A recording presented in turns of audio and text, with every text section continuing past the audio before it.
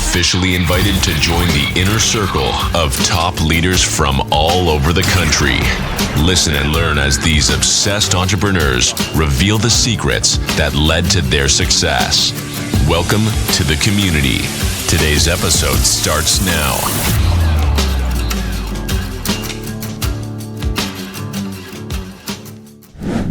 All right, everybody, welcome to the community. Today, I am super pumped because I've been dying to get you guys on here, man. I feel like it's just like one thing. You guys are just so busy, and so I appreciate you being here. So I have Ransom Tucker. What's up, man? I'm good, man. Albert, what was your last name? I just call him Albert. It's Baez, like Joan. Joan Baez. There you go. Joan Baez. Whoa. That's how you remember it. People will come up and talk to him just from his Instagram handle, AB positive. So they'll call him that in the street. AB positive. There it is. Well, they are with Blended Senses, and Yes. I think about Ransom that I met was I have to credit all of this essentially a little bit to you. Oh, wow. Damn. Wasn't ready for this. Okay. So, all right, can you bring out the balloons, please? Yes, exactly. So I met Ransom when I first started in real estate, and he was my. Were you a sales director? Is that what it was? Whatever they were calling me. Yeah, I don't know. Let's roll with that. Let's just. But we got into these sales meetings, and I feel like every time me and Jen were driving home, going, "Oh my God, that's so like you just had so much insight on sales," and so we took so much from you in that. Let's go. Yeah, it was a short amount of time. I don't even know how. Maybe we were less than a year there, but I feel like every meeting I was just like, "Oh my gosh, oh my!" yeah. It was like one after another, and then we started crushing it. And we started doing it really quick. And I'm like, what is the thing? Because we were actually EXP first. Yep, I remember. We were at EXP and then we came over to Home City. And so I'm like, Oh, wow. okay, I didn't know that. Yeah. So the one thing I'm like, okay, what was the difference? And so I'm like, okay, it was definitely the sales training. And so I looked at that and I was like, okay, yeah. So how do we have to like, how do we continue to do that? And then that's when me and Jen were like reading 30 books a month and we're just a year.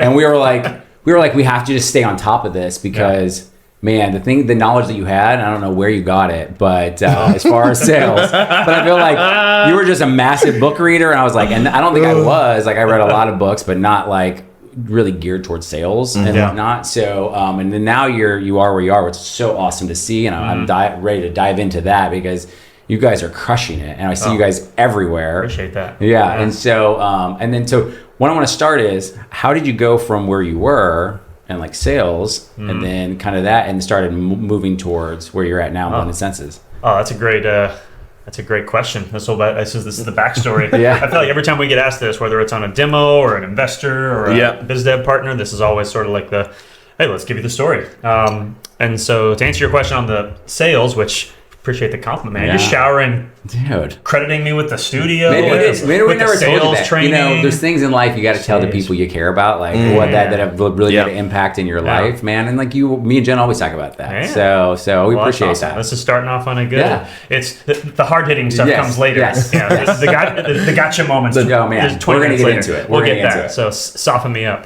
Yeah, man. So the sales training in real estate, right? That you just alluded to. So Albert and I both come from the same background in terms of the inside sales world. Yeah. So here in Austin, Albert was part of a company in New York, but we ended up being part of the same company through an acquisition. But 20 years collectively, both of us in the inside sales world. And so in the verticals, we're in the marketing and ad tech platform. So this is in the days of like, mid 2000s, between 2010 and 2020, basically. So when websites, SEO, SEM, ads, things like that were like getting sold to every business owner like under the sun. We were part of several companies. I was a part of a company here locally in Austin called Profit Fuel, which was one of the, if not the best sales engine from an outbound cold call conversion standpoint in the nation. We were converting, if anyone out there actually monitors this stuff, we were converting at over 2% as a sales floor, about 100 reps on cold outbound dials, which if you know anything about inside sales, that is off the charts. Like one in every 50 cold dials is a sale. And then so with the rise of Profit Fuel, a company called Yodel, which was based out of New York, had offices across the country that Albert was a part of up in New York, acquired Profit Fuel and sort of made Austin their de facto headquarters for manpower. New York was still HQ technically, where all the execs were, but they scaled up, moved into the old Dell Financial Services building up in North Austin, and grew that up eventually to, over, it was a 100,000 square foot building, almost 500 employees, acquired several other companies along the way. Long story short, we were a part of building teams, training sales reps. My last role there, after they had exited to Web.com, Web.com came and acquired Yodel for about $340 million. And then at the time made Web.com the large, no big deal. Just like breeze through that. Rounding error. You said that really fast. 340 million, a third of a bill, right? So no bigs. And so I was essentially the closest thing you would describe me as after that acquisition was an internal company consultant to all of the products and services that Web.com sold across North America. So listening to calls, flying out to different sites, making sure that managers were managing their team properly, listening to call breakdowns, going in, sometimes overall product categories. We had a lot of products we sold to make sure that every office that was selling them at the various rates. So that's where a lot of some of that sales skills that you alluded to come from. And then when I came to Home City, it was a stark, immediate, day one almost realization that it was all the same sales skills that you learn there, just talking to people, right, are the same in real estate, but realtors get no sales training. Yeah. No sales training in real estate. You get a license and it's like, good luck. Get out there and it's a sales industry. So, well, not even no sales training, but agents don't even want to be called salespeople. No, they don't. A lot of them don't. Negative connotation with it as a whole. Never thought about that. Yeah, I'm customer service. I'm not in sales. It was a stigma. I am a business owner. Okay, I'm not in sales. Like, you are all of it. Come on. Yes. You're sales. You're CFO. You're CSO. You're all of them. All right. Yes. Why do all your posts say, "Are you looking to buy or sell a home?" if you're not in sales, what are we talking about here? Yeah. So that's where that came from, and so it was bringing a lot of those high-end, just thousands and thousands of hours of listening to calls, being a rep on the phones, helping hundreds, thousands of other reps get through sales calls with every possible business owner. We're talking to realtors, talking to doctors, talking to lawyers, talking to loan originators, talking to funeral home directors, talking to plumbers, you name it, right? What were you guys selling? So it was websites. It was organic SEO. It was ads. It was everything in between. Eventually, we had, through some acquisitions, we're selling like CRMs and just whatever management software. You guys, what's your as Cutco knives? You guys are selling those. You guys need knives. How's that look? If they would have let us, we would have sold it. We would have sold a lot of knives. Well, the hot product in the small, medium business space has always been, since the time of the internet, is the CMO in a box. It's like, there's all these things you have to do on top of all these other hats you have to be wearing as a business owner. So we're going to build a platform that does it all for you, right? And you're just going to pay us $200 a month. And then we can land the plane here. So when I was at Home City, right, that was where I had left Web.com to come to Home City, was recruited to go over there. The founder of Home City had been around in Austin since early 2000s. The founder of that was also the founder of Profit Fuel. His name's Dave Rubin. Shout out to Dave if you're watching this. Dave, the shark. And so I got recruited over there, and then Albert after that didn't go into the real estate. He kind of went into the real estate though, but you went into a couple of other pretty successful companies. Yep, to tell the full story. For sure. Op City, which sold to Realtor.com. Yeah, that was 200 something million in 2 years, which was super impressive. 210. I remember because we started using Op City. It was one of the we crushed. That would be the other reason that we crushed it. That and you guys crushed. We were just talk to as many people as possible. House is that's not available, and I didn't tell them that. I'll see you there. I'll see you there. We'll figure it out. I'm glad you remember. I still have a lot of these sales training materials, right? That's so funny. So Op City was a concept that was born out of Home City. So Home City had, as you know, when you came in, had an ISA team, had a developer who built the whole operating system, and it was built around lead tracking from an organizational, from a sales manager, from an ISA standpoint. Where is the lead? What's the lead source? What are the metrics associated with each source? So it's really lead centric. And so after Yodel had sold to Web.com, one of the founders of Yodel, Ben Rubenstein, was looking for his next project.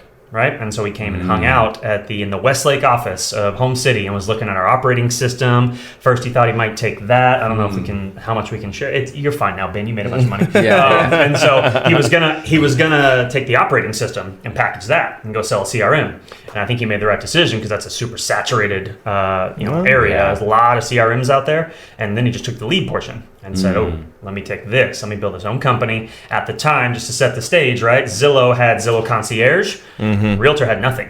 So Zillow was the only big lead player out there that had like an add-on service to their leads to get them into the right people's hands, to make sure they were qualified up front. Yeah. And so I think Ben kind of knew who he was building it for right off the bat. One of the reasons he was able to sell it in 2 years. Oh yeah, and that was his pitch to me. And at Op City, I wouldn't say was like the direct correlation of where we are today with Blended Sense, but it was definitely where I got the bug to become an entrepreneur. I had just seen Yodel sell for 300 something. I was the fifth employee at Op City, so Ben shared so much with me around the strategy and the playbook of what he was going to go accomplish. And as I saw that thing accelerating, I was like, holy crap. Yeah. What's separating? Like, Ben's a human being. He's super smart. He's super successful. Has done a lot of awesome things, but what separates him from me, right? Yeah, that's Ben. Yeah, that's Ben. Yeah, and so I definitely caught the bug at Op City, but where to land the plane here, Main Street Hub, that company sold to GoDaddy. I came at the back end of that ride, right? And so did a lot of Yodel folks. So Main Street Hub got some leadership that were part of Yodel that had been together for a long time, and they were getting ready to position an exit, and so they brought all these killers, right? All these high-performing salespeople to drive revenue, drive headcount, and get ready to sell for as much as possible. And so I came on that journey, and they also did one other thing, which was the aha moment. They had just rolled out a one-time photo shoot as part of this CMO in a box offering. And at this point, dozens of thousands of phone calls with these people, right, from my career. I had never heard enthusiasm like I heard on the phones for this one-time photo shoot. I'm talking about demos getting stopped, people asking a ton of questions, like what about that photo shoot? Yeah, what about that photo? How many photos? Feature, right? Oh, it was just a feature. Yeah. It was just a feature that they rolled out, right? One slide. And there was, how many photos do I get? Do you guys keep coming back? Do I own the photos, right? And I went to, as a good employee, I went to the CEO, Matt. Matt. And I said, shout out, Matt. And I said, Matt, you got something hot here, bro. Like, I've never heard. And he basically was like, man, this is awesome. Thank you for sharing, but we're about to sell. Can't do much about it now, right? Like, they were really at the maybe red zone of getting this thing sold. So heads down, trying to get the deal done. 100%. Yeah. And so I told him, I was like, all right, cool. I'm probably going to do something around just that. I will. And that was really it, right? Awesome. I quit Main Street Hub in 2018. We spent a bunch of our own money doing research and development, understanding like what does it take to produce photo, video, audio, graphics, all this stuff. And then, fast forward 6 years later, we're in the driver's seat to become a market leader, man. And it's really, really exciting. And did you know your wife at that time? Oh yeah, for sure. We moved to Austin together. Gotcha. Yep. And so she's an actress, right? Yeah, man. And so then you kind of, a big part. I mean, it's with anything. It's like you're solving a problem. Yep. Oh, for sure. That's the best. Well, while we're gaining this experience in that world we just shared, she's a commercial film actor. And when we got to Austin, if you're local to Austin, you know that the film industry here right before COVID was blowing up. It was becoming a hub because it was very cost effective to come produce these big commercials here. And so she's very talented. She got an agent and she was crushing. She had big sets with Google, Verizon commercials, Samsung, UPS. And feature film on Amazon. If you're what film is it? It's called Pastures. It's a psychological thriller if you're into that. She's the lead actress too, so really? She's legit she was crushing it. Yeah, super cool. But if you shop on blinds.com, she's the face of like blinds.com's like educational videos. Anybody out there? Any of Travis's wife's clients, right? That blinds.com. Blinds.com. Abby will take care of you. 100%. But what she saw in that world was a couple things. Number one, the industry as a whole, very antiquated, low tech, awful communication, fragmented communication. What that means is just to like know where to park the car for the day, you got multiple emails for multiple PDFs for multiple people, right? So she brought that and shared that with me. And then number two is in between those big gigs, it was very hard for her to find local gigs that were reliable, safe, paid well, like she's got backstage, Facebook Marketplace, Craigslist, you know, like whose backyard am I walking into? That kind of deal. Yeah. And so in between those gigs, she had to be a fitness instructor on the side. And so that was really the two pain points that she brought to the table that kind of sparked the inception of it. Was the logistics is antiquated. We need technology, which is what we built, right? And then on top of that, in between these gigs that my agent's getting me, I can't find local gigs.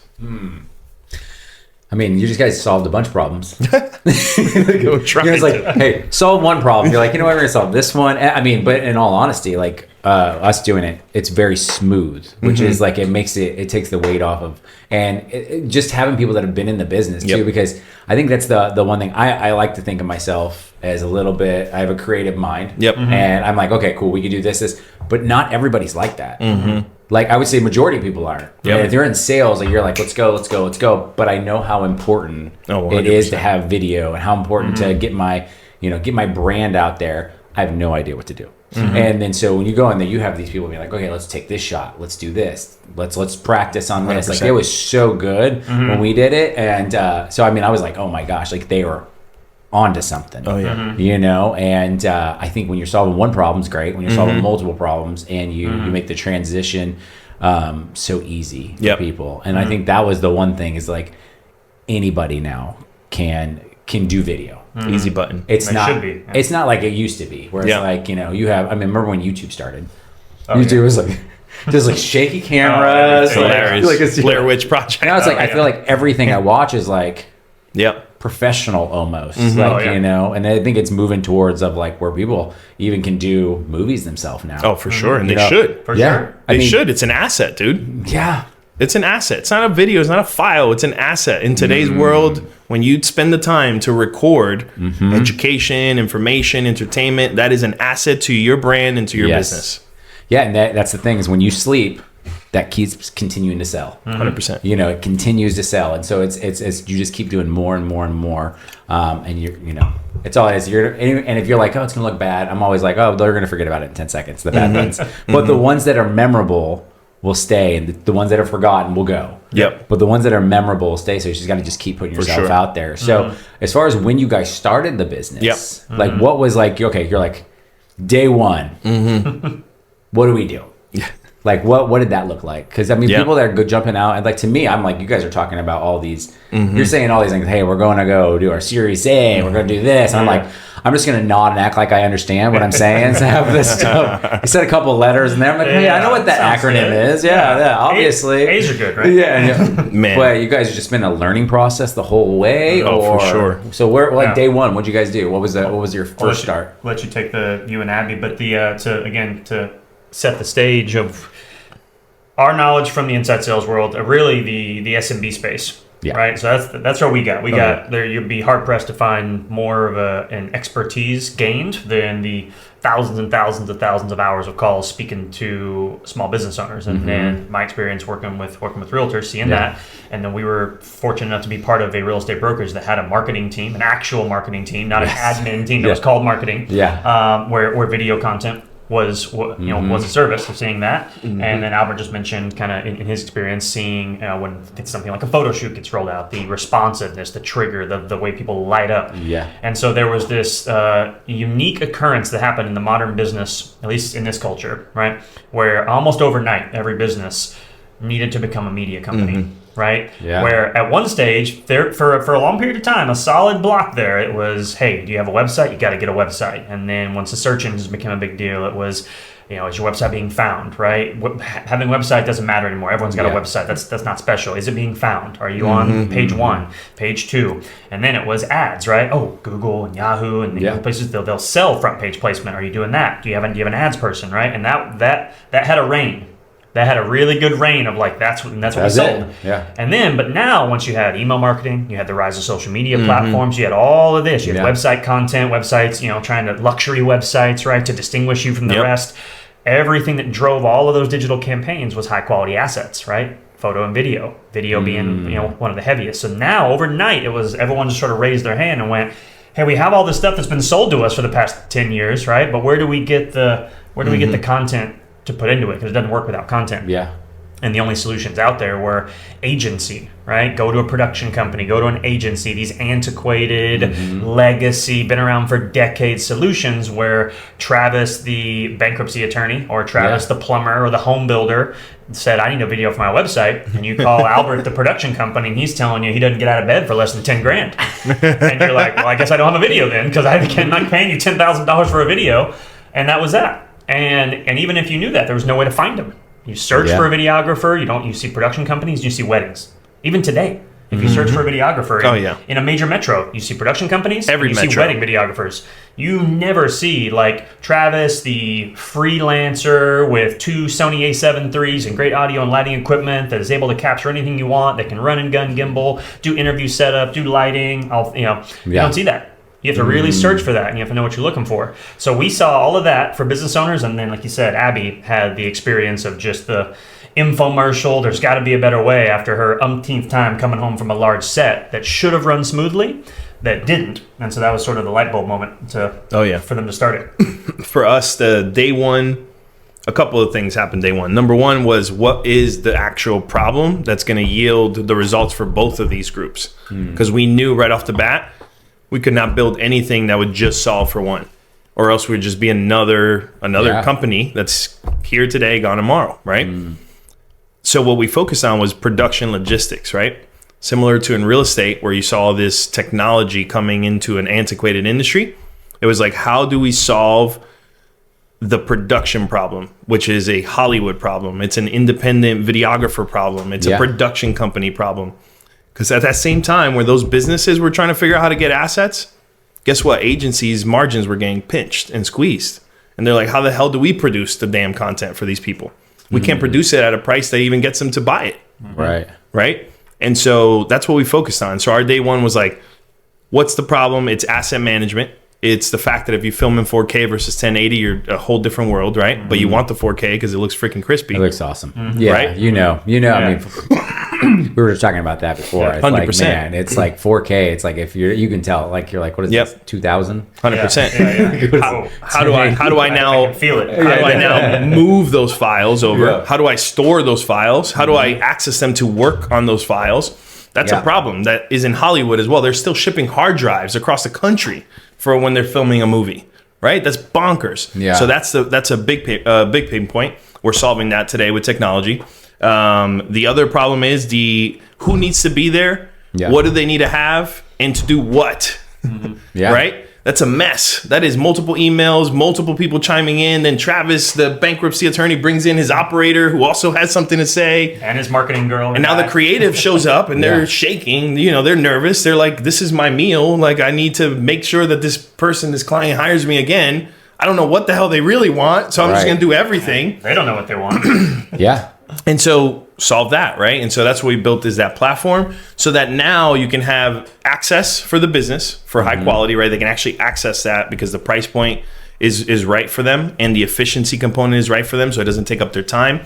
And now the creative professional has everything they need. They're informed, they're prepared, they know what equipment they need, they're reminded about what equipment they need, and they know everything they need to do, right? And so that's what we focused day one. The second part of day one for us was the people. I was a first-time founder. Abby, her title was like actor starts tech company.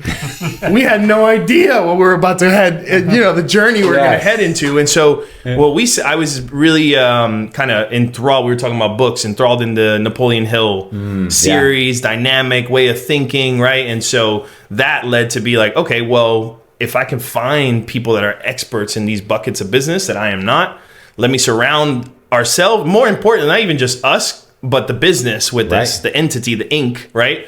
With this group, this mastermind group. And that's what we did. And that's how, Ransom came into the fold, because what you felt when he was training you at Home City, I saw every single day at Yodel, right? And so there was like 3 people that came to mind that I wanted to approach.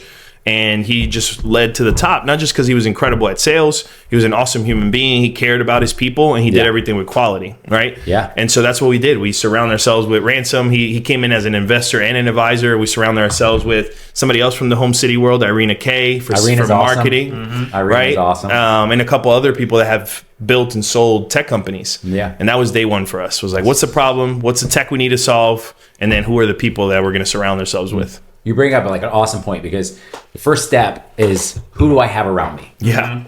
Like, and that's like with the community. Well, when we start, it was like, okay, who do I have around me? Like, and same thing, it goes with all. We were talking about this, about every facet of your life, if it's business, if it's spiritual, the 5 people that are around you for that, or they're going to better you. And that's like probably the best advice you can give to anybody when they're starting a business, is like, who's around you? And if it's nobody, well, that's an issue too. Oh, yeah. But if it is somebody, who are they? Are they going to help you grow? Or is it just your best friend? Yep. And you're like, oh, we're going to start this. Well, what is he bringing to the table? Yep. Because that's usually doesn't work. I mean, you get been down that route. I mean, Reviewmy.work. Did not work. But it's okay. Like, it's okay to hire your friend. Yeah. But like, you have to make sure that they're able to do the job. For sure. It's like, are they qualified? Well, forget about doing they're the a job. friend. And qualified. So are they a friend because I can trust them, right? That's why we tend to go that way, because we've had experience with those people. Business is scary. You want to trust people. So that's number one. Are they competent? Can they actually have the skill set to add value, right? Right. But then, are they enthusiastic about it? They could be your friend and doing it just because they love you. And they're like, oh, they see the opportunity. Bro, but it's not their thing. And so they're like, are they going to stay? Business is war. Let's not get it twisted. Yeah. Like, when you're out there, you're in the battlefield, you're in the field, like it's active, it's live, there's grenades everywhere, and you need people that are not only qualified, but are fired up to go out there with you. Oh, 100%. Oh, yeah. Well, on that same note, I was going to say, friends, there's a lot of good things that come with friends or prior relationships, but some of the downfalls, this would be a tip to anyone watching this, think about doing this, would be make sure that it's someone that wants to go and, like, I mean, we're former athletes, and you as well. We always talk about something to be said about that too. Bro, if we're gonna give you the jersey, that if you're gonna wear the Blendon Sense jersey, you better be diving for every loose ball, right? I better see you back down from no one, right? Be ready to foul someone at the rim. This is all basketball references. Big Knicks fan here, so, and they're the best season in 20 years.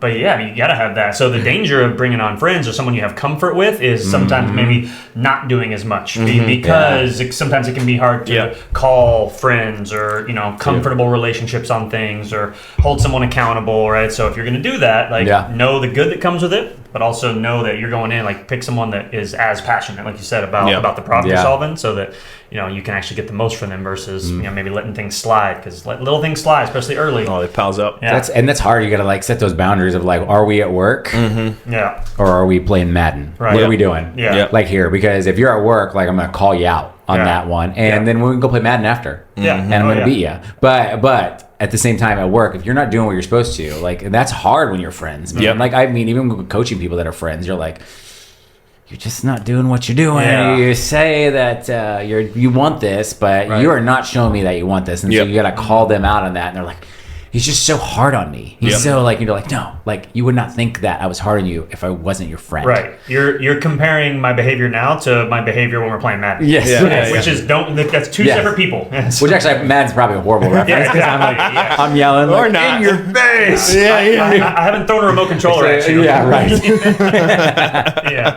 Exactly. That's good. But yeah, back to your earlier point about asking people, right? Your network, whether it's your best friend or not, but asking people, like most people generally. I think I remember there being you had me thinking about the old sales training for real estate space. I want to remember there being a training at this. You tell me if you remember this, but ring a bell. I don't know. Asking for a favor, like the power of asking for a favor. Most human beings find it very. They get a dopamine release when they're helpful. It gives them purpose. Whether it's a little thing like, hey Travis, can you pass me my water? That's not my water, this is mine right here. But if that was, and I said, you would get a small dopamine release by doing that, because you made me happy. You gave me my water. Okay, so now I'm gonna be like, dang it, that made it into my book and I didn't even realize it. So I call, like, can you bring some ice? Let's go. Yeah. I call, so, like, I'm like, okay, if you're inviting somebody to the party and you want them to be involved, I was like, I can go grab ice. Yes. Or you can ask somebody, hey man, you mind bringing some ice? And they're like, yeah. So they get there, they're pumped. They love it. Like, got dude, the ice. like I'm part of the dude with the ice. Yeah, bro. Everyone the dude with the high-fiving. soda, and it just makes like 100%. the environment so amazing, and they feel like they're part of the party. Like, what do you want with the ice, man? Oh, hey, the dude with the ice is everyone knows who doesn't want a cold drink at a party, the best. right? It's one of those things. So. Dude. It's sunk in there somewhere in Dude, subconscious, something. and now I it's hope it- now That's it's- amazing. Wait, do I have to put like I give credit to the Spring Summer? No, that's yours now. This That's- podcast That's just like that's sir, yours. anything Travis Everything ever creates, canceled. Ransom gets the credit. Yeah. Give me a royalty. Yeah. I may not remember this, but Yeah. Ransom probably said something along these lines. Something about the power of asking for a favor. Yeah. That's good. No, but that's No, I wasn't there for that day. yeah. No, I wasn't there. I wasn't Missed there. I that was- day. Yeah. You're writing your book that day. I think I was like I was doing something, but I wasn't there. So I don't remember that one. yeah. That's Like, good. yeah. But that's I mean the power of having. I think that's the huge. That's what I said with you. Like, and the thing is, you came off so authentic though. Like there's sales training, and then there's ones that are like, all right, like I'm being sold, and I don't want to feel. I don't want to feel like I'm selling Nobody does, somebody. yeah. You can Like, tell. yeah, you can tell. And so I think I was Yeah. like, that was the approach that I think me and Jen took through that whole thing. Is like, all right, if we can't be authentic with it, then I'm not going to do it. You know. And so I think that was one of the biggest things that we learned from you. Was just like, oh, Yeah. I never felt like I was being sold by Ransom when he was selling me, and I was like, oh yeah, and I'm like, dang it, I just got sold at the end of it. What did we just But buy? it felt so good. I really did need that. So, Oh, man. So, okay, so you're done. You got your people around you. Yep. You got your people around you. This was 2019. We're about to hit 5 years in Yep, April coming of incorporation. Almost. I remember Yeah. meeting with you guys with coffee when you guys were really getting started. Really, Yeah. Gosh. Yeah. And I was like, but I think even at that time, I was like, I came home and I told Jen, because Jen wasn't there, and I was like, babe, I said, this is freaking genius. So like, I was like, honestly, Yeah. there is nothing out there. And Jen's not as enthusiastic about it. She's like, oh, you got cameras and okay, this is the office is trash, by the way. Like, that's the way she looks at it. Yeah. But me, I'm like, oh, I love all this stuff. So like, when I saw you guys and we were talking about it, I was like, there's just like, you are giving the opportunity Yep. to anybody that wants to be like, there's no way, this isn't my thing. 100%. But I see the importance of it. And then you're also giving people that don't have like that stability in the thing that they love. Which if you're at anything in this industry, you absolutely love it. Oh, I don't for sure. think that anybody doing videography, any lighting, anything like that, they're like, Oh man. you know, it's the paycheck, you know, like, no, it's like you are in love with it. Yeah. Like, this is what yeah. you love. And and so I think that you're giving that to people. So you're like, and so what has been the response from the, like, what do you guys call them? The people that are videographers? You guys have a name for them, right? Creative pros. The Creative creative pros. pros. Well, The creative community. Okay. Good call. We're now more than ever, we're saying that we're professionalizing the industry. You know, you've got a demand that's skyrocketed. Yeah. You've got a historical legacy industry as production, an inaccessible to gigs type of industry, because these creatives, the more the numbers of them grow, the less jobs there are in agencies, right? The less corporate jobs there are. And so they're left out to be freelancers or run their own businesses. And so our goal today is really to support them running their own business and be a supplemental revenue, right? In the world of real estate, you got all these lead models who you pay for the lead somewhere or the other, whether it's up front or in the back, right? Yeah. And we're like, screw that. These people don't need that, right? Yeah. They need actual paid jobs. Yeah. Text it to their phones, right? And that's what we're doing. On top of that, in what we call Gen 2, which is actively being built right now by our tech team. Shout out Luke, Runjin, Rafa, and Pat. All right, I'm Let's excited. go, baby. They're all in New York City right now, cranking. But in Gen 2, what we want to build, and actually you see this in the EXP model and some of these other kind of models, is a complete kind of support system around them for all the things that they would need in their business outside of what they do with Blended Sense, right? And so what that means is things like health benefits, which we just rolled out Q4 last year. And this is for your like community. For the Your community, right? Yeah. If you're a part of this community, which is invite only, right? Yeah. You're invited in and you're part of this community. Now you have more access to run your own business, right? And level it Yeah. up forget about the gigs that we send you. That's great. That's just cherry on top, Yeah. right? But production insurance is a big thing. Drone licenses. This industry is getting more and more regulated. Really, Production you have to as have a a whole. license to have a drone? In very specific markets, Technically, in more yes. markets now than ever. There are definitely videographers out there that will fly the drone without a license, right? There's some parts of the country where that'll happen. That's what I want on my photo shoots. I don't want to. I want a those rule breaker. renegades, those mavericks. Yeah, exactly. Yes, whatever happens. We're about to get this footage. But there's a lot of places where the drone won't even fly. Whether if you're near an airport, you're near Washington D.C. is a great example of that. Where good luck putting a drone up in D.C. Major markets, Some cities will have a institutional network where you have to submit in a request, a form, and wait 7, 9, 10 days to hear back. So that means that working backwards, right? You got to know. All right, number one, I need to be licensed because I'm probably not going to get approved if I don't have a license, right? So I need a license. I need to know where to go in these government agencies, whether it's FAA or state or city regulated. I need to submit the form, and then I need to know about the production of the footage I need to go capture with enough lead time to get the approval back so that when I go, I've got it, and then I hope that it works on the day of, right? That it actually flies. So there's some spots where it's like that. Wow. And that's a logistic problem, right? Yeah. Back to the core of our technology. It's just a logistics mess, bro, to be able to produce. And it's going to get more and more regular. Those are things that people don't see, though. They don't. have no idea. Never. And what investors couldn't understand early on either. They thought we were an agency. And we're like, dude, right now we're just selling these services so we can learn from both of these people to know what the heck we're building. But we're a media technology company, you know? One of the other logistics we should definitely get into what people see or what business owners expect or how they think this stuff works. We can maybe we'll let you drive the bus, but if you want to hit on that topic, no. This is this is a bus with 3 wheels. We go wherever we want to go on this. There's no problem. There's process, no road all right? on this bus This is tour. like the roads suck. We're going off road. We'll get in there. But the other big logistical or kind of legality point would be insurance. So production insurance or certificate of insurance, especially if you're at a commercial venue, if you're at a resort, if you're at a Vegas casino, if you're at a Marriott in Miami, anything like that. Almost all those places are going to require you if you're coming in and you're filming and you're going to be on premises performing some sort of act where you're running around or setting stuff up with expensive equipment, plugging into electrical, right? You better have some sort of insurance coverage. They're going to require it, or else you can't film there, right? And then, of course, you've got all the public property stuff. If you're just out and about in New York City or something, you're up on the steps of a giant building. There's probably going to be a guard that you might have 30, 45 seconds to film. So get your shot, right? Because you're probably going to have someone come out there and go, you can't film here. Yeah. So little things like that. So did you guys just learn that going through it? You're like, crap. Oh, dude. You're like, wait, a license for a drone? Oh, yeah. Yeah. What do you mean? And it sucks, but it also plays in our favor to become a market leader. Yeah. Because it's a challenge that we are probably the only people, not only, but one of the very few people on earth that actually care about it. Yeah. To solve it, right? Again, to solve for both of these people in the marketplace, not just one. Because most companies, the easier way is just like, well, who's paying the bills? Yeah. Let's just solve for them, right? And these people are just supplying it. I don't give a shit about them, right? But that's not our approach. So that's awesome. Okay. So as far as with you guys have you guys have got your community together now. Okay, you guys are figuring that out. What are some of the biggest roadblocks that you guys have had on your first start? What was the? You start there. I mean, where do you? Yeah, I mean, like one of the things I think the first How much time we got? Yeah, for this part. Yeah. The biggest ones. All right, let's not the day-to-day things. All right, but my biggest thing was like, okay, like just knowing about this, and you touched on this. How the heck do you hold all the storage?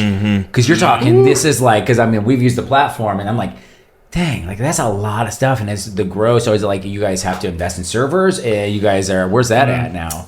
Well, we're very, very fortunate to have started this company in the world of Amazon, right? And so S3 bucket, and then things like Google Drive, and so there's some things out there, they're relatively new inventions in the tech space, like the ones I just mentioned, that have allowed for stuff like this to happen. Which, yes, I mean, the world of AWS is like just obviously empowered so many people to be able to do stuff like this. Start tech companies, start software companies, stuff with storage. So that's incredible. So we do, to your point though, we store all the raw footage that we've ever captured, and coming up on 5 years, we have. I think almost all of it. There might be, I don't even want to know how many gigs. Do you guys have that? Gig? We're almost way a past petabyte. Gigs. We're getting close. We're on terabytes. What's that? Wait, a petabyte? That's 1,000 terabytes. Oh yeah, yeah. We're not there yet, but my little hard drive. I was gonna say our storage has a gravitational pull to it at this point. we're in the hundreds of terabytes now. Oh my god. Hundreds of it. Yeah. Yeah, but back to the earlier point, right? These are assets, right? And so that's the other thing that we're building. That when we talk to investors or anyone looking toward the Series A or looking toward the macro view of this, right? I mean, we're heads down, solving things on a day to day, but you always have to have a little macro vision as well. There's an oil reserve of content, right? All the raw footage that we've captured, right? And now with obviously the rise of AI, which everyone's familiar with. If you're not, I'm glad you just woke up from your coma, right? Yeah, let's go into that. What is that? Yes, exactly.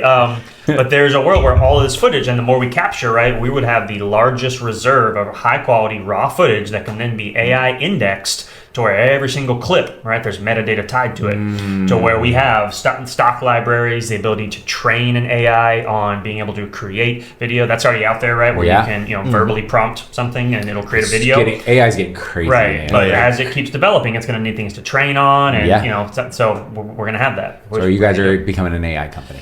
We will deploy AI into what we've built. If you guys start making robots, we'll leverage it. I'm out. We'll leverage it. We'll have a robot videographer that shows up ready to film. Send people their AI camera kits. Why does he look like Arnold Schwarzenegger? Like, no, this is where it all started. He's filming in 4K. I think we just let him do it. I mean, I'm not stopping him. Like, you can do whatever you want. Did you see the shot? Why did we make him like that? Well, that security guard that only made you do 30 seconds. No, you can do as long as you want. You can fly a drone anywhere. No one stops him. All of the biggest challenges we've had have, in some way or another, maybe it's perseverance, resilience as entrepreneurs, have worked out to be our edge. Ironically, the timing of the business launching, awful. 2019, right before the pandemic. Then the pandemic hits, everything accelerates, goes digital, right?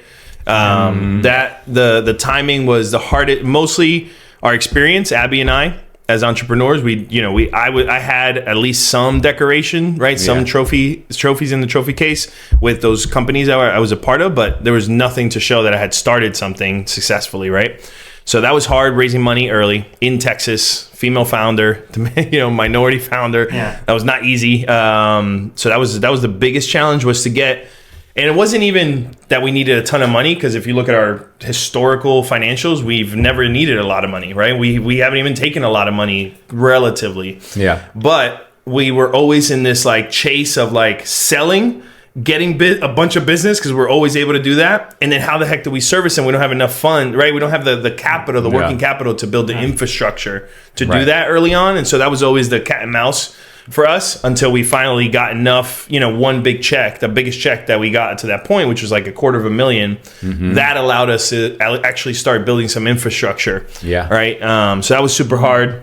Yeah. What'd you think? I was gonna say, you mentioned the raising money being hard. The early pushback, right, from investors was basically they didn't believe that you could sell content on a recurring basis, that the business owners were going to want to produce content or purchase video content and do it regularly, right? Because these are people that a lot of our early investor contacts were people in the SaaS world, right? Because that's where we came from, right? Yeah. Inside sales, selling digital advertising, SaaS products, PaaS products, right? Yeah. Those SaaS margins, recurring, software, ARR, MRR, all that lingo, right? And so they're looking at it through that lens. And early on, we did that. Early on, we had subscriptions, we had bundles, we had auto renew and things like that. And it was just sort of like, I don't know, it's video. Are people really going to buy a video and then want to buy another video? And we're like, yes, they are. They're going to buy. You're going to do it. You're like, the answer is 100%. Yes, 100%. And then to Albert's point, that's the pushback. You've got you got a brown kid, first time founder,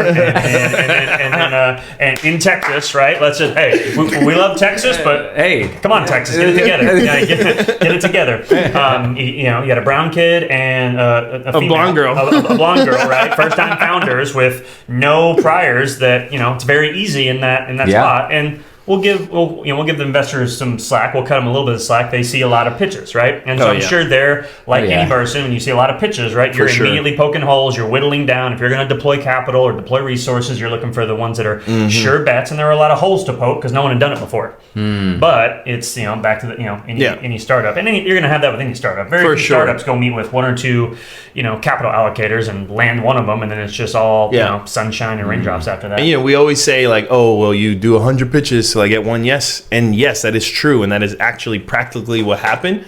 But what people don't talk about, and I hope, through this story continue to hit the airways, right, of what we're building here, that people see is that, man, the demoralization that you feel as an entrepreneur going through those no's, right? The questioning that you start to have for yourself, right, and for what you're building, and then what it does to your personal confidence in your personal life, which then translates into the business itself. Yeah. And so you're in that state, and you're trying to survive and get through it, and with hope and optimism, right, which is how we got through. Well, the juxtaposition, and this is probably everybody that's ever built a company, the juxtaposition of having just ultimate unwavering belief and passion in something, in your idea, right, which you have to have. It's no shot. If you have 99% belief, don't even start, right? Yeah. Like if you're not in it all the way, then do something else, right? Yeah. But to have that and then bring that to the table of people whose job it is to poke holes and say no, and just get that over and over again, right? Getting punch in the face to maintain that resolve. That's a skill in and of itself, like being able to keep building, right? Because that's hard. People that are objectively more successful than you, right? That are in these positions of power, that have made successful investments, maybe built companies themselves. They're telling you, "Nah, this won't work because of this. Also won't work because of this. Nah, this won't work. Nah, this doesn't make sense. Your numbers are all off." And then, right? I mean, you get enough of those, you figure out, well, then no one else is going to do this. Oh, so for sure. if I get through that was it, man. the gatekeeper. Yeah. If I get through this and solve. This is a problem which you pointed out, which is great. Yeah. Good problems. Yeah. So I'm going to solve those. Now what? Right. What's the next thing? Yeah. And I'm sure Ransom threw a couple of sales ransom things out there. Like, okay, so if we do get there, are you going to be upset that you didn't get onto this train? I'm just asking you that question. Like, I just want to know. Is this going to be something that you're going to like? Yeah. And I'm sure. Wait, no. For whoever's watching right now, wait, all 99 of you, and that one, like, yeah. Good to see you. Blended senses, they're blowing up like wildfire. Okay, like a California wildfire. The other big challenge was, and again, what we thought was like the height of holy crap became our edge, was we, after getting some stability and some funding, right, and like building infrastructures, then the world we come from, it's headcount. It's a headcount game, right? It's like, how do I service all these accounts, especially when you don't have a mature platform, which we were working on it. We weren't there yet. And so we scaled up headcount really quickly. I mean, at our peak, we were at 27 full-time employees. And I thought we were winning. Like, I'll tell you right now, in that moment, coming out of those meetings where we're doing training and there's vibes and there's culture. Oh, they were 27, like 100% bought into. They were all like loving it. And they were creative people, right? They were creative folks that we were picking out, almost invite only still, to then turn into customer service, sales, business people, right? And we were trying to develop them into that. And it was working, and we thought we were winning. And then it all went to shit real fast, right? Wait, what went to shit? Well, it's like the market shifted. We were already now 18 months deep into real estate as a vertical. We were hanging on to that vertical to our growth, right? And it was working really well. But then as the market shifted, then agents pulled back, right? And so all of that happened. You're talking like when interest rates went up and everything. So, the tech market also flattened out. I mean, especially this was headcount. This was 2022. Sort of 2022. Elon Musk's fault. He's just firing everybody. Wait, headcount's a real thing. No, headcount is a real thing of where it was like, just like, who's got the most people in your company? This shows I'm the best. And Facebook, Twitter, all these big, and then they realized, like, we don't need all these people because they were losing money. 100%. Hand over fist. 100%. Oh, the OpEx. At our peak, our OpEx was up over $130,000 a month. Right, and we're like pre-seed, seed stage. Like we had not raised. We raised like $2 million total in the company's history. So to be one, I mean, we had two big things happen that kind of like pulled the rug under us. We had an enterprise deal take longer. It eventually happened, but it took way like 12 months, 14 months longer. What do you mean enterprise? So enterprise partnership. Got it. Blended Sense inking a deal with a large, all across the U.S. and other countries deals, things like that. So top-down approach. And then that was I think what Albert's alluding to is the mistake we made is we basically front loaded the manpower that we were anticipating we were going to need, because the world we come from, it was ramp time, right? You bring in sales 90 people, days at least, right? If we hire, Travis the salesperson, right, at Yodel or Profit Fuel or any inside sales company, you're not selling day one, right? Yeah. If you are, that's a mistake, right? You're coming in, you're learning the ropes, the systems, you're learning the scripts, you're learning what you're going to be calling into, right? Objection handling, you're learning your way of where the cafeteria is, right? And so you're learning all that, or usually it's a 30, 60, 90, ramp.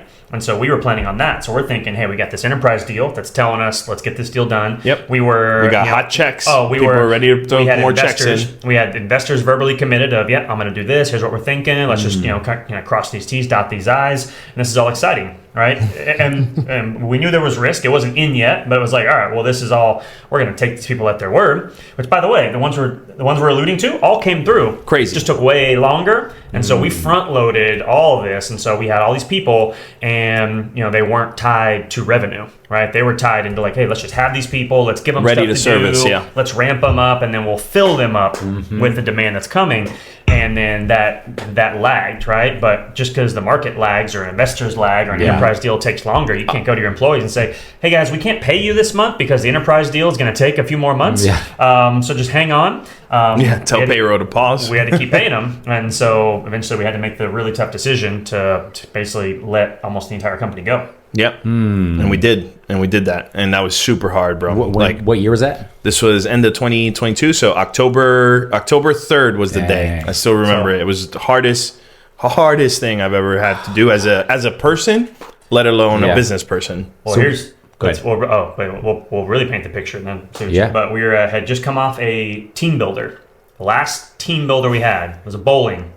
So much fun, right? The group was out there. We had multiple team builders. Oh, this is such a great group. Oh, these are creatives too, and Travis, these are salt of the earth people. To Albert's point, and to your point earlier, creatives they do what they do because they love it, right? Yeah. They're artists, right? Like not every industry is art. Sales is an art, but not everyone in sales treats it like an art. Some people, but anyway, creatives, it is an art, right? Yep. Anyone would look at it and say that's an art.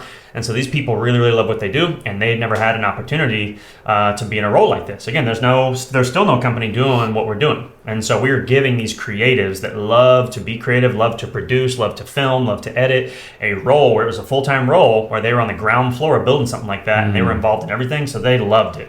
And we loved seeing them love it. And then we just got off a team builder, and Albert, I'll let him tell this part, but he had to go, leave the country for a family emergency. And then at that time, Abby and I were left, and so we're like, all right, well, let's look at the books. Let's see what we got going on here. Let's see, because we don't know how long Albert's going to be away. Is it a week? Is it a month? Let's see what we got. Just looking, and it was like $7,000 or $9,000 in the bank, and we have 20-something employees, right? And we're just like, this is not good. This is untenable. This is not going to work. And so that was the time where we had to really make some tough decisions. We're meeting with some of our leadership, our managers, and going through and basically letting them know first, and hey, here's what we're gonna have to do. Let's get some ideas. What can we do? How do we pivot? Because it's all pivot, right? It's all what do we do? How do we keep this thing going? Which people, those really hard war room discussions where it's like, who do we let go, right? Right? We got to compare. Hey, let's talk Travis versus Albert. We love both these guys. I'm gone. Can we keep? Right? Can we keep both? No. Can we keep one of them? Maybe. Right? We have to. We know we have to let one of them go. What do you guys think? And some young people in our org too that have never done something like that. That's tough. Yeah. Having to look at people, right, who you care about. Look at them like numbers and names on a chart. Yeah. That sucks. So what did? How many people did you guys let go? 24, right? Because it was 26. Every single one, we pivoted some to the network. Yeah, the editors, we used to be internal employees. We pivoted them into the network, which was a fantastic decision. That's still the case today. They're part of the network. They probably make more money that way. Oh, way more. They 100% do. Like exponentially more money. It's a better work. It's a better workflow, better experience, higher uncapped earnings. It's better for everyone. That needed to happen. So so it's like that and I don't call it a failure, but where you the pivot that you made was actually. Again, it should have been something you did in the first place. Yeah. And you guys didn't realize that of what it is. But what did it do to the morale around the? Oh, it's God, terrible. that's like the worst part about it is the people that you do leave. You're like, Oh Man. and then it's the yourself water too. cooler talk of like what's going on. Oh, yeah. you know, Oh, we it's- felt that. it's- Yeah. It's- Well, all we of owed some wages too, right? That we had to fulfill on. That Back was pay. Yeah, we were late on payment, like because we money like we didn't have enough money in the bank to make payroll on time. We were at and this is all during. I'm sure you get some really way worse stories than us from the recession time. A lot of companies, most companies didn't make it. This is our story of how we're still here. But there's some ugly parts because we were having to cut physical checks to our employees, right? Because we weren't able to run payroll through our payroll provider, because when you run payroll through the payroll provider through direct deposit, there were a lot of taxes associated with it just And to fees. do that, and fees Yeah. just to use that service. So we're like, we can't afford to keep racking up. We got to do this. So we were cutting physical checks, and we were mailing them or dropping them off people's houses, having them come over to pick them up. We were offering, this was in retrospect probably not a smart thing to do, but to Albert's point, a thing coming from the heart, we were offering health insurance to our employees. We're like a pre-seed stage company that hadn't raised a lot of money. Health insurance is freaking expensive to offer, God. and we were Beyond. offering it, right? And we were offering it like it was no big deal, like every company should do this, and our employees appreciated it, but it got us, that's super expensive. So we had to end up having to cut that off.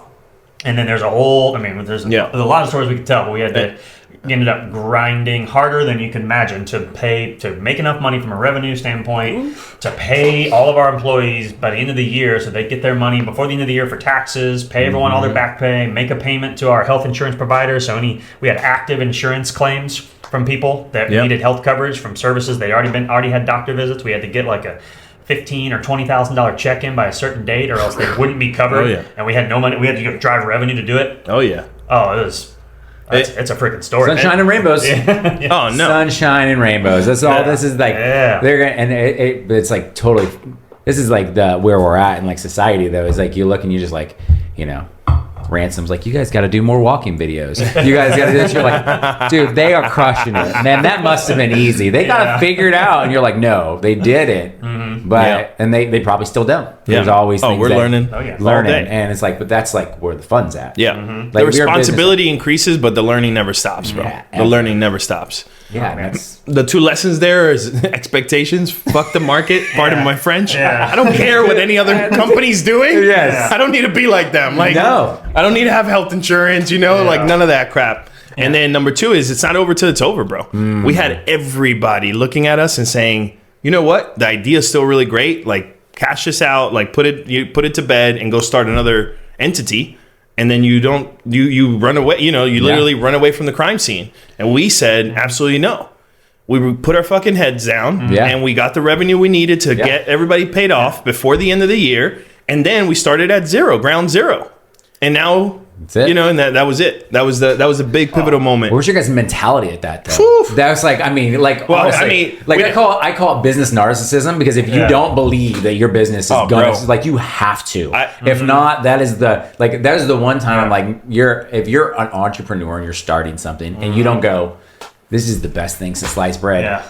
Like, you're done. You're done. You're already done. You gotta be that Yep. like business. Like, this has to succeed, and it will succeed because this is the best thing. And so, like, where at that point, where were your guys' head at? Where was your head? Where were you? I'd love to know where your head was at. Yeah, where was Ransom's head at? Yeah. So at the lowest point was, we kind of articulated some of it there. Yeah. We had, no employees. Is really, Abby had stepped away, and there's October of 2022. Yep. Right? October of 2022. Abby had stepped away right before we had left. Oh my God. So Abby, obviously Albert's wife and co-founder, and our chief creative officer was like, hey, I can't do this anymore. I got to step away. I think they had a little child at the time. Oliver was one, something like that, brand new. And so lost Abby. Abby's still doing what she can, but not day to day operational. Yeah. And then we had to let the rest of the employees go. So it's just me and Albert, right? Just me and Albert, and we don't have money to we didn't have money to pay all of our people what they were owed at that time, and so damn sure not paying ourselves. And so we and so we worked. And back to Albert's point, right?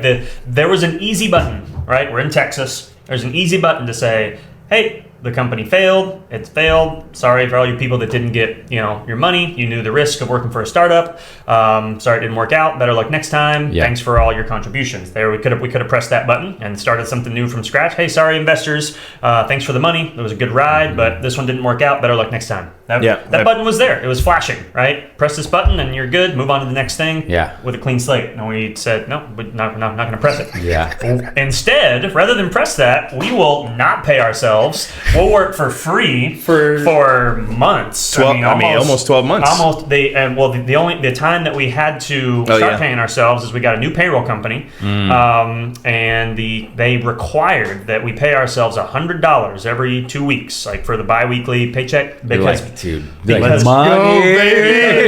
that was in December of 2022. We had to do that because they couldn't work for us if we didn't. If we weren't on the payroll, they couldn't be our payroll provider. They needed W-2 employees on there. So we paid ourselves because we legally had to.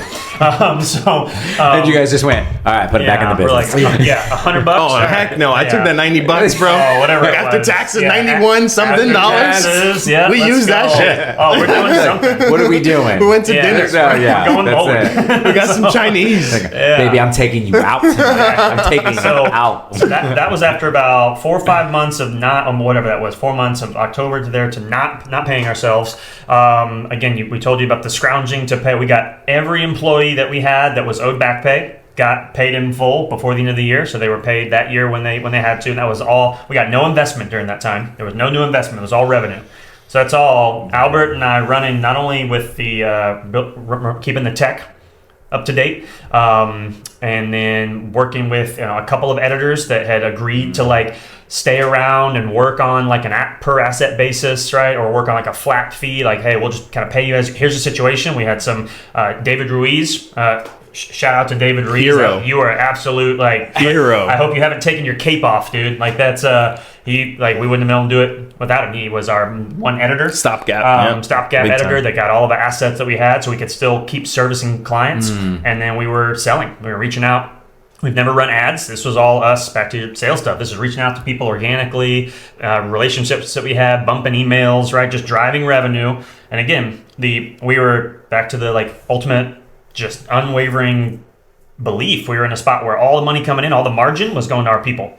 It was paying OpEx, paying whatever. Our OpEx was super low, right? Because we didn't have very many. We were paying for our Amazon S3 bucket, our Google Drive, or any software, Slack, little things here and there that we're using, but not paying ourselves. And so all that money went to just pay people. We had a whole sheet of tracking. Hey, this person's owed this. This person's owed this. How many checks are they back? Right? Travis is owed his final check, but Albert might be owed he might be 3 checks back. So let's pay Albert first because he's waiting on more money and waiting for longer. So we were just going through a check, just checking it off from who's waiting on the most, and we're people texting us every day. Hey, any update on my check? Any update on my check? Hey, do you have any idea? Hey, it's it's 2 weeks late. Hey, it's a month late, and we're trying to be as transparent as we possibly could. Hey, we got you coming next. We're paying this person first, and so we're trying to. There was ultimately we made the decision. Hey, let's just be ultimately transparent, and we'll just tell people exactly what the situation is, and we'll just check it off. And then we got the notice that the benefits were, I think they had emailed Addy and were like, hey, this is going to be cut off. Your people we have not received this payment. It's overdue. It's this. And we're like, what is this? And so we had an extra, I think it was $15,000 payment that was due in a few weeks, something that at that time we definitely had only a few thousand in the bank. So I was like, all right, we got to go find $15,000 in revenue. And because there's no other way, we're not going to find an investor in that time. No one's going to invest in this right now. What are we going to show them to invest in? And so we're going to go ahead. Can we see your P&Ls? So, exactly, right? Exactly. Where's the rest of the team? You know what? Not today. You get to see the vision.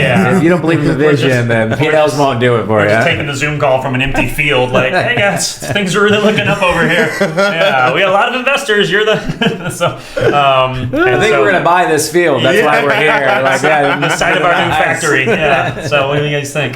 Server farm. We went and made it happen. Drove revenue and got that in and got that money to then send to them, so that all these everyone was taken care of from a benefit standpoint for the coverage period that was promised. And then eventually after a few more months into 2023, probably 4 or 5 months in, is when we finally were able to start paying ourselves like an actual salary. So we pivoted more editors in the network, ended up getting some enterprise deals, and so those came through. Enterprise deals came through. Some enterprise partnerships, which were great, which also helped some additional investment that came in. But it was, we're skipping over a lot of details of that dark period, but it was just it was 12, 13, 14-hour days of just absolute grind with no sleep. No, Zero very little Zero. sleep. This guy's stress and anxiety through the roof. I can't. Yeah, this guy's got a toddler as well, and again, we're not paying ourselves. Like, what made you here? I never asked you this. For me, it was a little bit of I had nothing else. Right, we had put everything into the company as a family. Right, as like backs against the wall. Backs against the wall. My dad. What we didn't talk about here, and we won't talk much into it because enough tears. But my dad was just diagnosed with Alzheimer's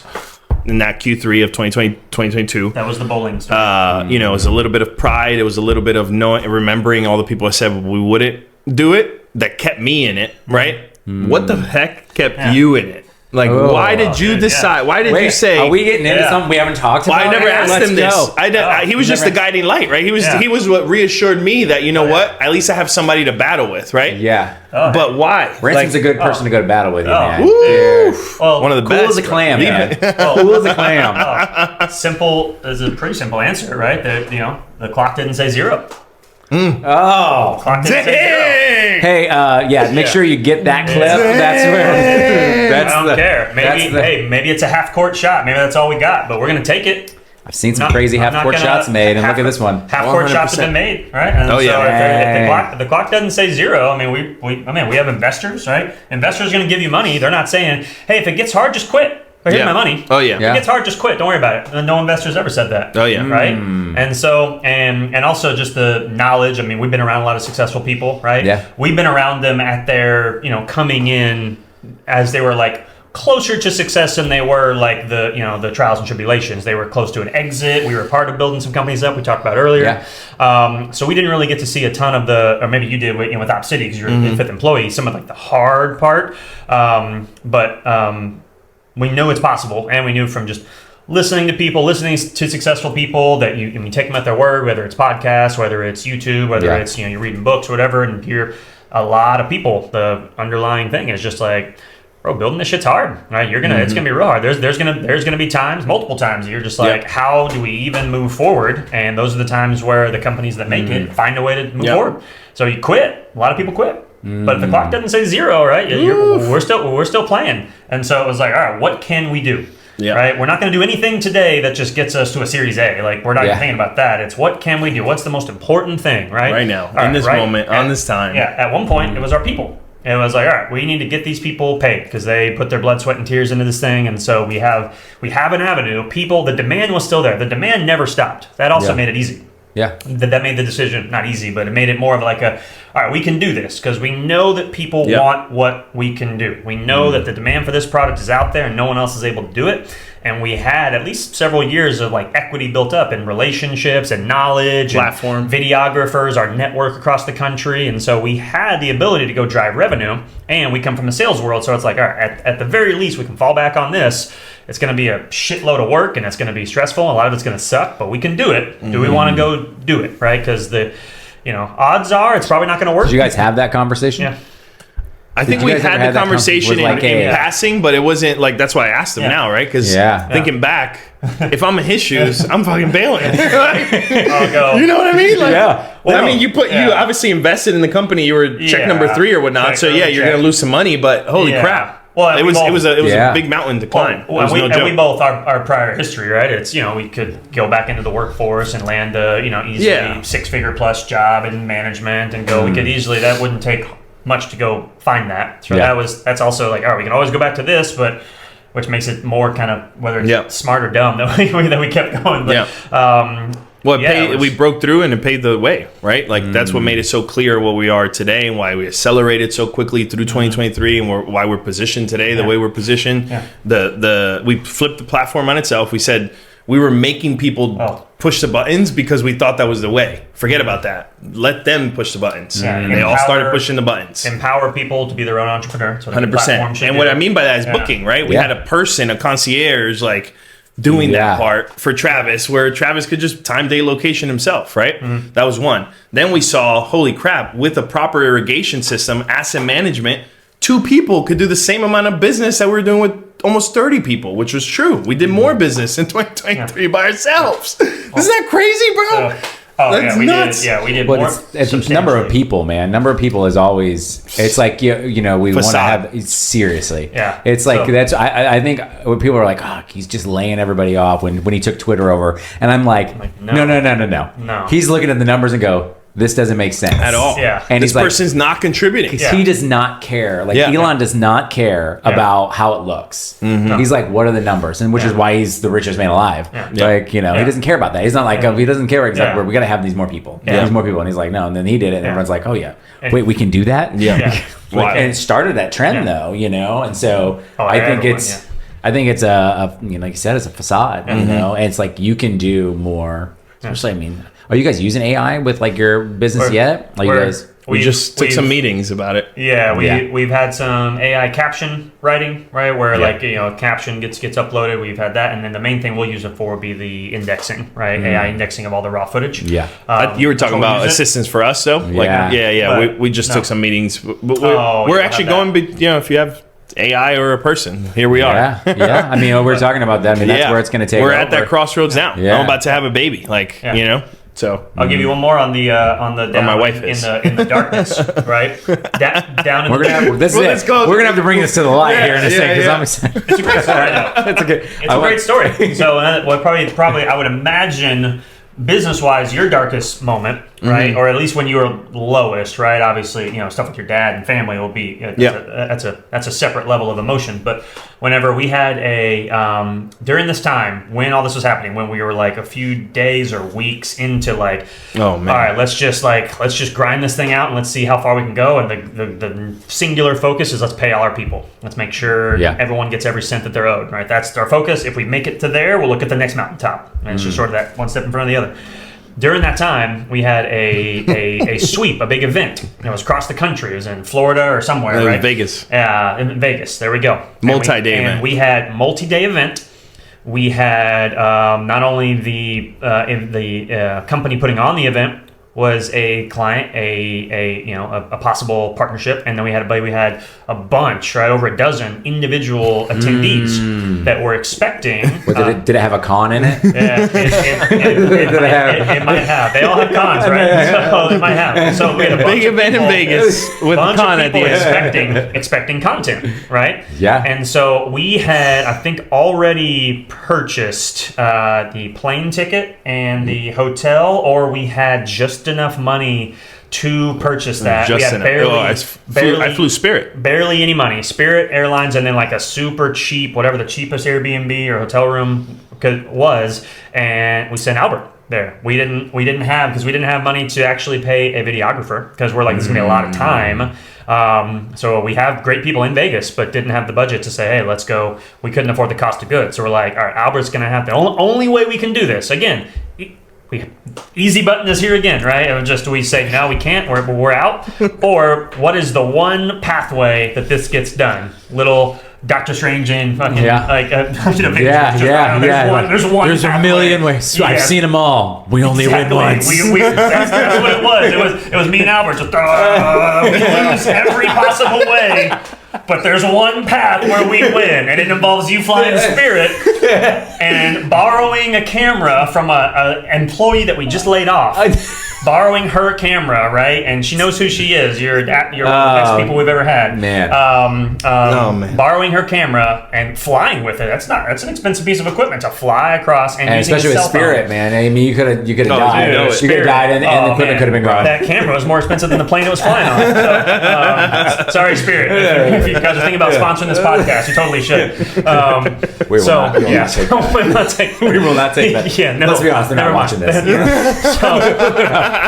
So we're at the spot where it's like we have no money. We have just enough to buy a Spirit flight and the cheapest possible hotel we can find. In Vegas, not a good idea. We can't ever. afford a videographer, Don't do that. and we have a borrowed camera that he like half knows how to use. Had to get like coached on. Here's how to like freaking use this thing In the parking lot as the exchange is happening. in the parking lot. Yeah, where do we even? Where's the on button? Does this thing have audio? Or is this is this lens cap on? And a phone. And didn't have money for him to eat while he's there. So at the conference, he's literally grabbing food at like the free breakfasts or like tagging along to lunches or restaurants and like picking off like people's plates or what. I don't know what you did, dude. Like grabbing peanuts from the Spirit airline flight. I don't know if they even gave you peanuts. And so that's his food for several days. And working like lugging a camera and a cell phone for clients. And these clients are expecting full service. They're expecting everything. Like, hey, I'm speaking on this stage at this time. Hey, we have a dinner that we need coverage. Mic me up. Yeah, mic me up. Hey, audio. Hey, we got to go. And he's running around Vegas, right? While I'm back, like I'm back in Austin, manning emails and talking to our editor, like doing like all the operation stuff while he's out there 12, 13, 14-hour days, running around, barely sleeping. Got a wife with a 1-year-old at home, right? Out doing that, right? And so that was one. And then came back, I think after all that, after they just fully drained, accomplished this, we still have people that have like asked about content, like, why don't we have content from that week? And we're just like, you don't want the story. So, but after that, we got on the call with one of the people that was that was closest to us, the girl that had offered the camera, and she, in her worldview at that time was, still waiting on money, maybe not knowing everything that's going on because we're trying to be, and all credit to her, she's thinking that she's being, like wasn't being treated fairly, right? Like, hey, we haven't heard anything. Why it feels like, and obviously, like you said. People are talking. People, hey, are you waiting on money? We're waiting on money. Da da da. We're again did our best to tell everyone the situation, and she basically on the phone after coming back from that and thinking that like people were being taken advantage of, or people weren't being like looked after, that we were just neglected people, or that after doing that, and we're like no, it was.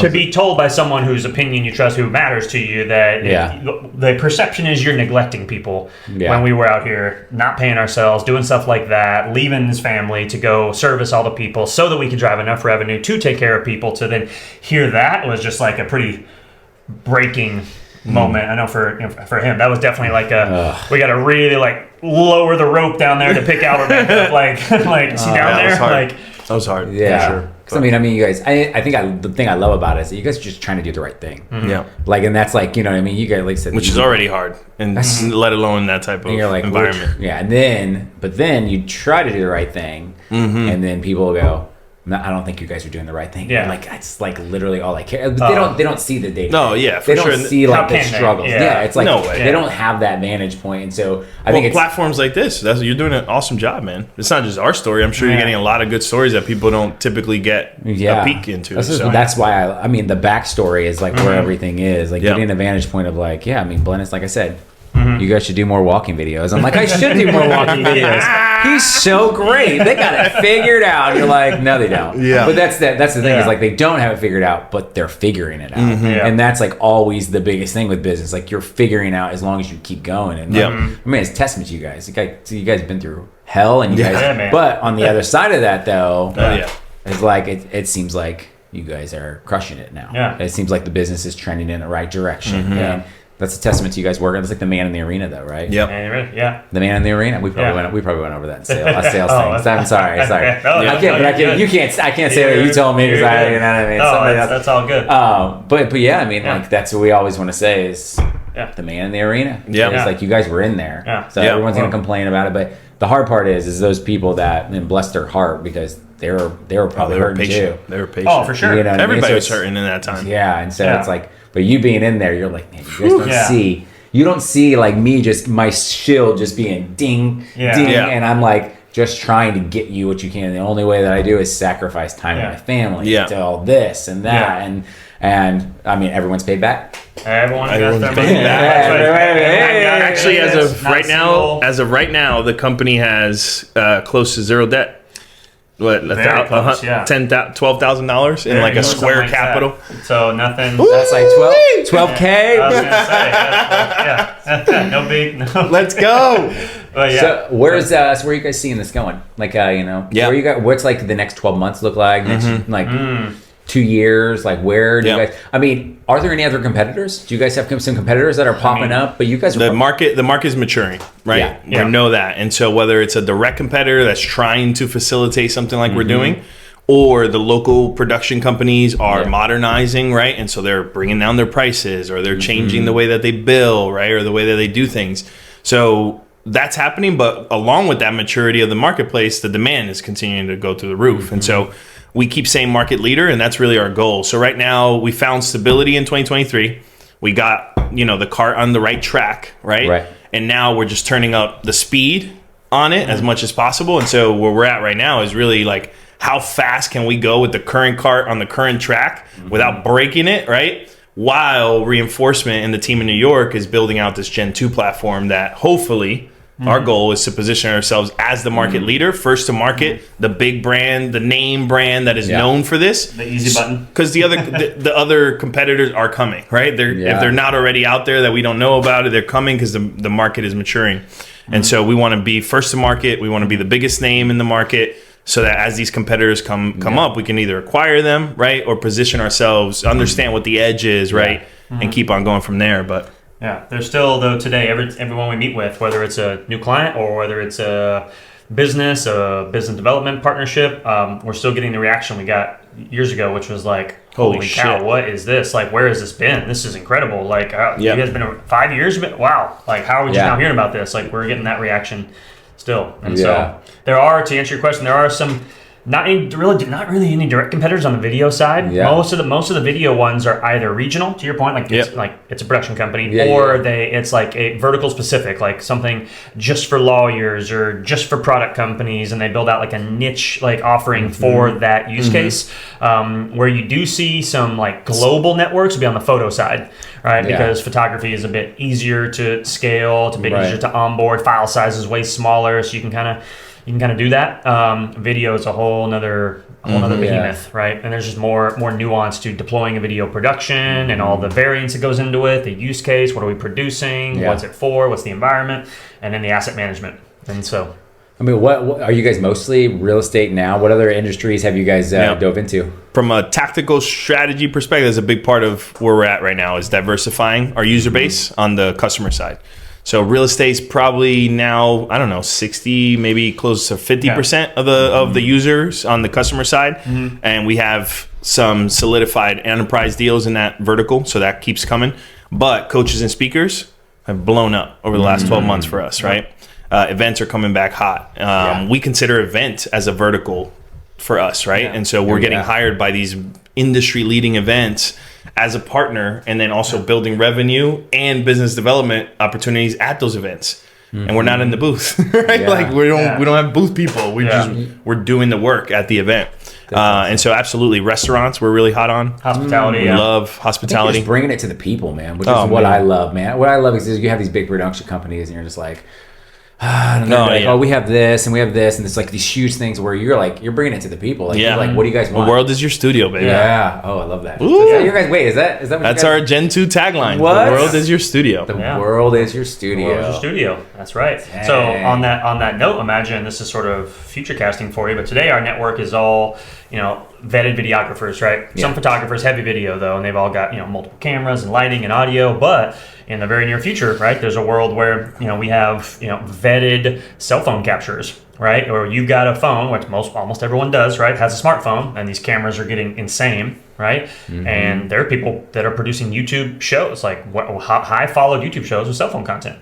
And so talk about expanding your TAM and expanding your product offering where, hey, just Travis, you just want someone to follow you around and film you one day? Well, you might not need someone with a Sony A7S4 to come or an FX3 to the face, right? You might not need that, right? You're like the Uber of videography. Legitimately that, right? Yeah. Where you've got tiered options where you maybe have someone who is a creative, maybe they own some of that equipment, but so they have an eye for filming and they know how to work an iPhone, how to film you in 4K 30, 4K 60, how the settings, the angles, are we filming vertical or horizontal, and then they can just submit that footage in, get that edited either through a first-hand editor or through some sort of AI where the footage gets uploaded into a template and it spits it back out, Yeah. things like that. But now you're empowering anyone with a phone to now be a videographer on demand, right? The same way you can empower anyone with a phone to go grab your Wendy's order on DoorDash, right? Empowering entrepreneurship. Which is so awesome. I think that's such a, because, who hasn't thought about like, especially if you're in real estate or you're in any, I'm probably more real estate agents too that are like, man, I got to go show this really cool house or I have this going on. I would love to do this. And you're like, dang, man, I'm just like, to get all that stuff, like, that would be a really great idea. Who's going to video? You could literally just get on there and be like, hey, 30 minutes, somebody, are you guys doing any courses or anything? So let's just say Travis. There we go. Travis. Yeah. Travis is like, you know what?